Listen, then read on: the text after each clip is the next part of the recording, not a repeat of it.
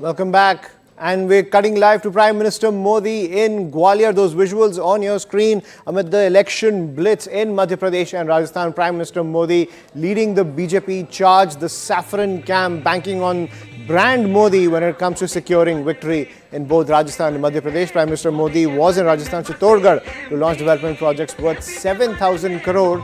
Now he is in Gwalior, where he will hold two public meetings and lay foundation stones for projects worth over 19,000 crore, ladies and gentlemen. Till the 6th of October, Prime Minister Modi is set to hold as many as 8 rallies in 6 days and is scheduled to launch various projects and several public welfare schemes. The Vikas and Astha message is Prime Minister Modi's signature brand when it comes to the election season. And there you have it in Gwalior. Prime Minister Modi also leading the saffron charge to secure the BJP's position in the coveted state of Madhya Pradesh. Remember, Prime Minister Modi is leading the saffron charge in Rajasthan as well, where the BJP aims to overthrow the Gwalior government, and now in Madhya Pradesh, where there is a one-on-one and a neck-to-neck fight between the Congress and the BJP. Prime Minister Modi doing that extra effort when it comes to leveraging his brand to make the BJP cross the finishing line when it comes to the race to power in Madhya Pradesh. I'm joined by my colleague Pallavi Ghosh on the broadcast. Pallavi, Prime Minister Modi on an election blitz when it comes to the crucial state elections of Madhya Pradesh and Rajasthan. Absolutely. Today in Rajasthan, earlier in the day, now in Madhya Pradesh. Tomorrow, of course, it will be going to Chhattisgarh as well as Telangana. So the countdown to the critical state elections have begun. And most importantly, clearly the trump card of the BJP and a lucky mascot, if I can say so, for the BJP, the Prime Minister himself, is being used extensively. And the Prime Minister in Chittorgarh came out very, very strongly against the Congress party. It's a one-on-one fight between the BJP and the Congress. Similar is the case in Madhya Pradesh, where the Congress is very hopeful of winning this battle in what they see as a strong anti-incumbency against the Shivraj Singh Chauhan government. He's going to be in Gwalior, which has been the bastion of the Scindias and Jyotiradityya Scindia particularly, and it'll be interesting to see what kind of dynamics we play out over there. Several development projects to be announced by the Prime Minister before the dates are announced, because that's when the model code of conduct steps in. But over there also, I'm sure he's going to come in for a strong attack of the Congress party. He's going to keep on attacking the Congress for its divisive politics. Kamal Nath is hoping to make a comeback. Last time round, his government fell because 22 of the MLAs and all of them are supporters of Jyotiradityya Scindia. That has swung the deal in favor of the BJP, and the Prime Minister goes back to that particular area as well. So he's going to try and ensure that those MLAs stay on, because 2 to 3 of them have left to join the Congress party. And fighting an anti-incumbency the third time over is not an easy task. But what has worked for the BJP is the Prime Minister's style of campaigning. So we can expect, apart from the development projects which are going to be announced, also to make the point of double engine ki sarkar. The government, the party in power, both at the state and the central level, it helps in the development of both. Right. And Pallavi, when it comes to that double engine mantra of the BJP, putting in central leaders and central ministers into the election battlefield, is it part of that entire campaign and that entire election vision? Yeah, so there are 2 ways it works. Once you cut the anti-incumbency of some of the sitting MLAs, see, the party has worked on an internal survey, as every political party does. If this gets a sense that some of the sitting MLAs do not deserve to be repeated a ticket because they may not win back, you try to bring in a fresh face. And in this case, he's trying to do it with MPs. The second important thing is that many of the members of parliament who are now going to contest as MLAs, like Narendra Tomar, who's the agriculture minister, possibly Jyotiradityya Scindia also is one of the names which are being speculated upon. You infuse a fresh blood, but more than that, you bring in high-profile leaders, and the party hopes that the influence of these high-profile leaders will help them win not just their seats, but also in and surrounding areas, and change the narrative at a time when the anti-incumbency is very strong against you. Right. And at the same time, Pallavi, we know it's the battlefield of Madhya Pradesh, where Kamal Nath is also playing a very strong Hindutva card. And Prime Minister Modi, whenever he's addressed a rally, he has taken on what he calls the Ghamandiya alliance, also pointing out their statements, especially the DMK and other leaders, when it comes to Sanatan Dharma. Is that an election card the BJP is heavily leveraging in a state like Madhya Pradesh? Well, absolutely. In fact, in Rajasthan itself, the Prime Minister made the point today in Chittorgarh, and he raised the issue of Kanhaiya Lal and about why should one feel afraid and why is this to be permitted. What he was talking about, the fact that why is it okay to think it's fine to murder someone who belongs to the Hindu religion because we're not supposed to say it.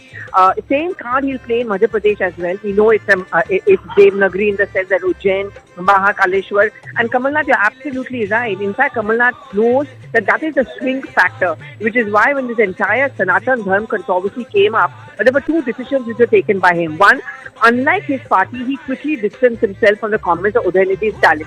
Second, in the first week of October, there was supposed to be a joint India Front alliance. He clearly did not want to share the stage with the DMK, which is why that rally was cancelled. So Kamal Nath is trying to play that Hindu card, but who better than the Prime Minister who can do it?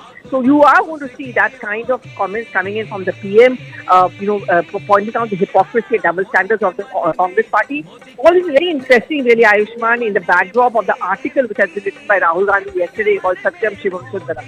Right, and at the same time, Pallavi, we see Shivraj Singh Chauhan, the BJP's face in the state of Madhya Pradesh, the coveted state of Madhya Pradesh. How is his standing currently? Because he's been chief minister for so long. What are the factors that are working against him? Because as you were pointing out, anti-incumbency is a huge challenge when it comes to retaining a state like Madhya Pradesh.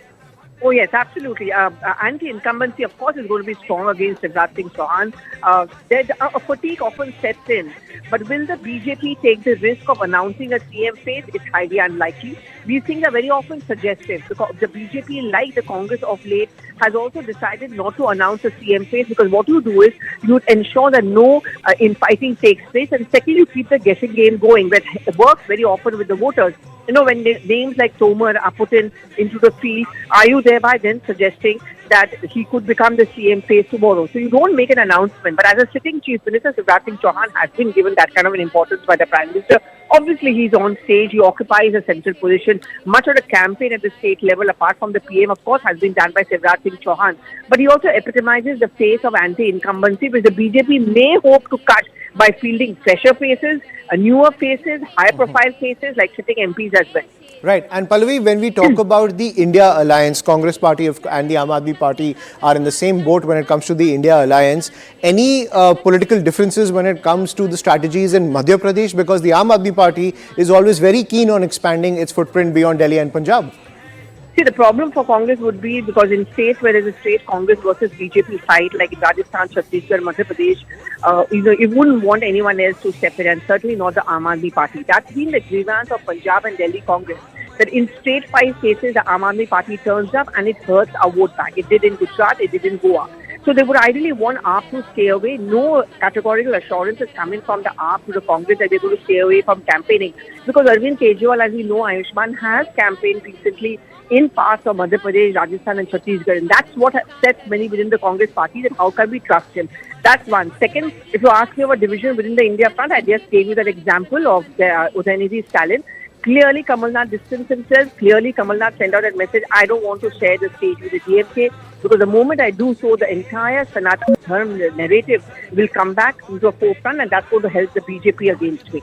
Right, and Jyotiraditya Scindia, of course, a key election factor when it comes to the BJP's push in Madhya Pradesh. While Shivraj Singh Chauhan is the BJP veteran and pretty much the face of the BJP after Narendra Modi in the state of Madhya Pradesh, Jyotiraditya Scindia also has several cards to play when it comes to retaining the BJP government in the state. Well, the BJP government was formed and the Congress government fell because of those 22 MLAs who were largely brought in by Jyotiraditya Scindia. Jyotiraditya Scindia was always upset and hurt about the fact that he was sidelined by Kamal Nath as well as Digvijay Singh combo. In fact, he would often make the point that there were public humiliations. There were people and his supporters who he wanted to be appointed to some committees or boards, but they were not made. They were not even made ministers. And remember, when he quit the Congress party, this is the point he made. There's a coterie within the Congress party. People like us are sidelined. And, he took his revenge. So when he quit the Congress, joined the BJP, those 22 MLAs went along with him, and that became the nemesis of the Congress government in Madhya Pradesh. Today, he's going to have to show that it's not mere a flash in the pan. And the area where the Prime Minister is going to is very significant. Gwalior, where the Scindia family bastion comes in from. Gwalior, Guna, that's where he's been a member of parliament from earlier. And the second important point is that if he's going to be contesting as an MLA over there, the Prime Minister's campaigning in Gwalior certainly becomes very, very interesting and a huge leg up for him. Right, absolutely. Thank you, Pallavi, for decoding the political dynamics in poll-bound Madhya Pradesh. We'll continue to track all the developments which are coming in as Prime Minister Modi leads the Saffron Blitz. For now, a quick break.